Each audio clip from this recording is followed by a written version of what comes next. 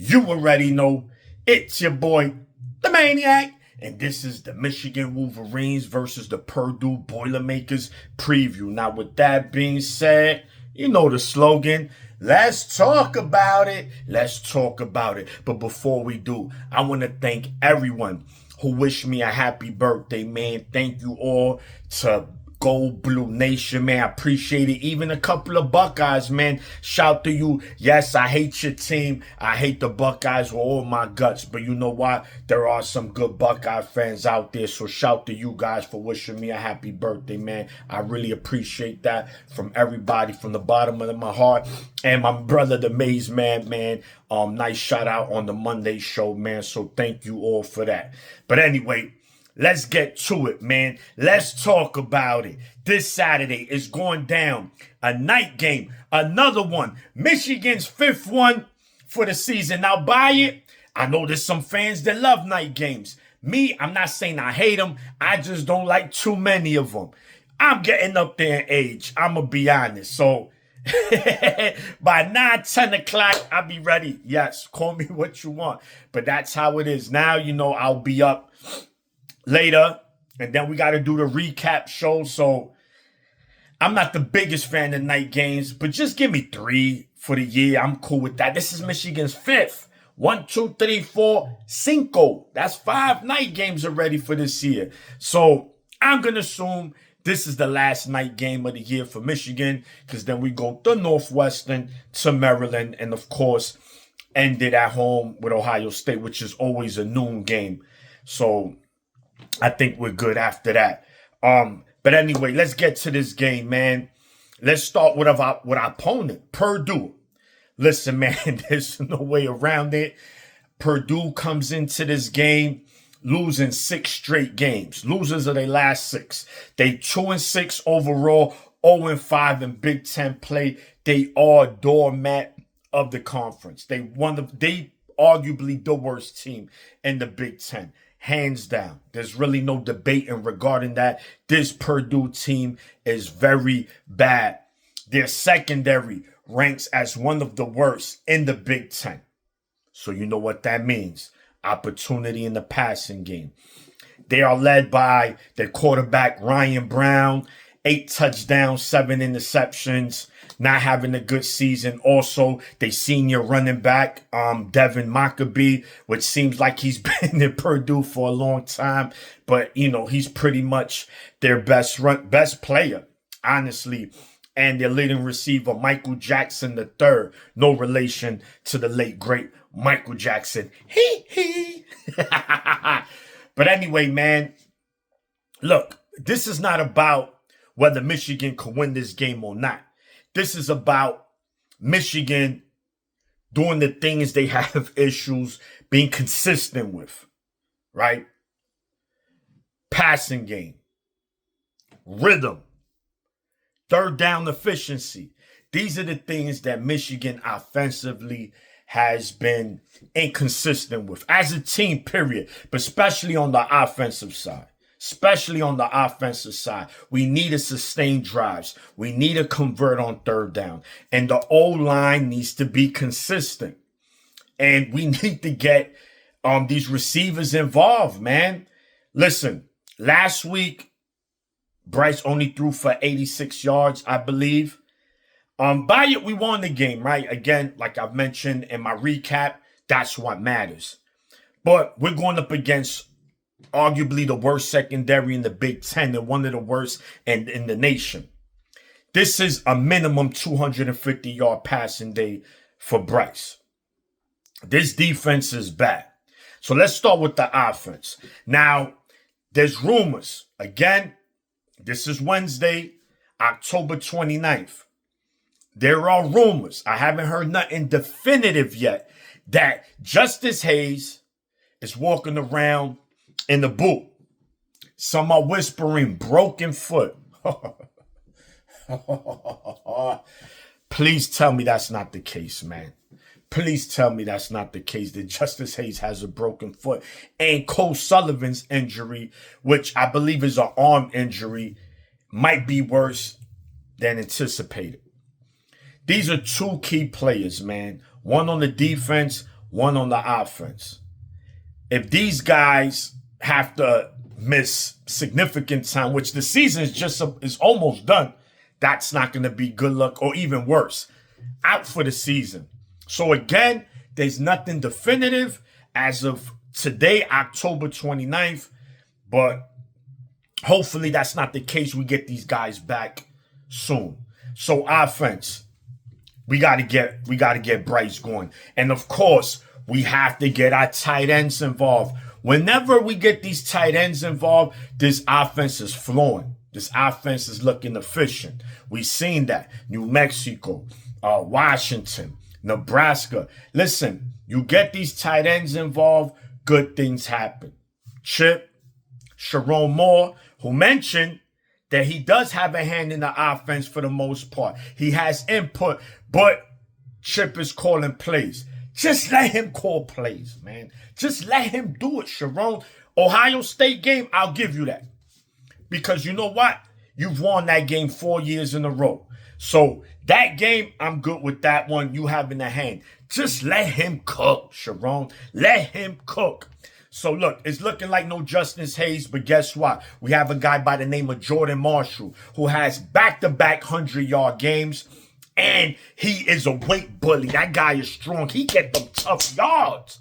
That's what I'm talking about. Marshall. Give him the ball. Let's eat. Should have another easy 100-yard day this Saturday. Get him the ball. I want to see Jasper Parker. This is a perfect game for Jasper Parker to get some significant playing time. This is not, the game is over. Get him some touches. Tony Alford, I'm talking to you. Give the young guy some touches, man. This is the game. This is Purdue. I'm sorry. No disrespect to the Boilermakers, but it's a bad team. Get Jasper Parker some carries. Marshall, we know he's going to do what he do. Let's go. Who's going to be ready this week? Is it Marlon Klein? Is Hogan Hansen is back? Zach Marshall, we've seen what he could do. Tonelli, get these guys involved, man. Get these guys involved and early. Now, Samaj, listen, like I said, I'm not here to slander players, but I'm here to call you out. I already did in my recap. Let's get Browder in. Give him 2-3 plays. That's it. But make sure we get him the ball. Let's see what he could do once that ball in his hand. Let's see if he could catch. Let's see if he can make a move and take off. Let's see if he can maul somebody. He's a big dude. Come on, man. This is the game to do so. It is what it is. This is an experimental game. You experiment things. This is the game to do it. After this, we only got 3 left and 2 on the road.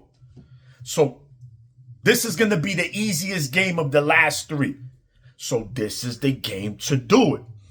Offense, stay consistent, bro. Stay ahead of the 6. Third downs. If we're struggling to convert third downs against a team like Purdue, then, bro, that just might be what we are. A very bad third down team, which we have been. If we can't convert third downs against Purdue, I just don't really know what to say after that. We have to convert. Get Bryce early. Get him some short passes. Get him going. We need Bryce going. We're going to need to pass the ball down the stretch to win games. Teams are going to load that box. And now we don't know the status of a Justice Hayes, but luckily we have Marshall, like I mentioned. So offense should be good. This should be no less than a 40-point game. Michigan should put 40 easily on Purdue. Should be 40 easily. But it's Michigan sometimes, and we tend to make things difficult. But I don't see it. I think we'll get it done. I think we'll put up at least 40. We're what, 20 and a half favorites in this game? So they picking us to win by 3 touchdowns. Michigan should win by 4 touchdowns, minimum, to me. This is a bad Purdue team. At home, at night, yeah. 4 touchdowns. So offensively, we need to see that. Sharon, let Chip cook. Give him the apron. Let him go to the stove. Let him turn the heaters on. Let him turn the oven on. Do not assist him. Do not pass him a pan. Do not pass him anything. Stay in the living room and wait for the dinner to be done. And if you smell something funny, it smell burnt, then you get in the kitchen and say, hold up, what's going on in here? We got to fix things up. But if not, just sit there, man, and just be who you are, the coach. That's it. So offense, I'm expecting a big day from you. Yes. So that's on the offensive side. Before we get to the defense, special teams. Special teams, I've kind of been, I'm not going to lie, ducking the smoke, but it's been atrocious. When Michigan State scored a touchdown, I don't know if it was their first or second, on this, they got a penalty for unsportsmanlike, moved them 15 yards back. We kick it off. Andrew Marsh fair catches the ball. There wasn't a Spartan within 30 yards of him. Within 30 yards. That's atrocious. Samaj, he just hasn't been looking the best back there. Even Savada. Dominic Savada. The best kicker last season. Coming into the season, bar none, the number one kicker. He hasn't looked the part. Our punter, if there's a bright spot, it's probably our punter. And that's not saying much. Decent at best. It's just special teams need to tighten up big time, because special teams could be the difference between losing and winning a game. Yeah, special teams is very important, especially the team that we are, very inconsistent. Special teams, again, could play a key role in winning games down the stretch. Special teams has not been it for Michigan this year. Point blank, period. Let's get to the defense. Defense. Let's give defense a little round of applause here. The last 2 weeks, the defense been on it. With the exception of 2 big runs they gave up last week, I think the defense played very well. And Nick Marsh catch, where it was almost a touchdown. Again, Jari Hill, it looked like there was some confusion. Marsh got behind him, caught the ball, got stopped at the 1. But besides that, Marsh was in the blender. Secondary played well. Defensive line played well, 4 sacks. Now, believe it or not, Brown only's been sacked 11 times. For as bad as Purdue is, that's not too bad. For a bad team, normally you got sacked about 20.